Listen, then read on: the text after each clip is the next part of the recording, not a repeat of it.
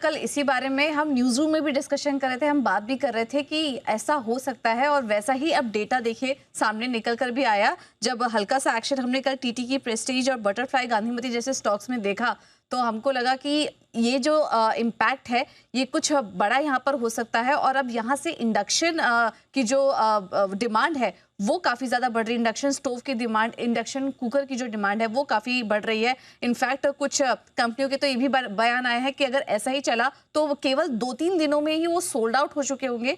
कितनी बड़ी डिमांड यहाँ पर निकल कर आ रही है, इतनी क्वेरीज यहाँ पर आ रही हैं। भारत में सालाना आपको थोड़ा डेटा अगर दे तो 31 मिलियन टन एलपीजी का इस्तेमाल होता है। इसका 87% जो है वो घरेलू सेक्टर में इस्तेमाल होता है। और एलपीजी सिलेंडर में जो सप्लाई की दिक्कत चल रही है, कहीं ना कहीं एक सेंटिमेंट थोड़ा कॉशियस हो रहे हैं और पहले से ही यहाँ पर तैयारी करके हाउस होल्ड रख रहे हैं। और इस वजह से हम देख रहे हैं कि इलेक्ट्रिक इंडक्शन के लिए जो क्वेरीज हैं, डिमांड है वो काफी बड़ी है। इंडक्शन कुकर की सेल ये 3 गुनी हो चुकी है और शनिवार से ही इंडक्शन की बिक्री हम देख रहे हैं कि बढ़ रही है। रिटेल लोगों में गैस की कीमतें और सप्लाई की दिक्कतें बढ़ने से कहीं ना कहीं पैनिक यहाँ पर बढ़ रहा है। और औसतन एक शॉप एक दिन में 40 से 45 इंडक्शन जो बेचता था वो अब बिक्री जो है वो 120 से 130 इंडक्शन प्रतिदिन हो चुकी है। इस तरह के यहाँ पर आंकड़े निकल कर आ रहे हैं।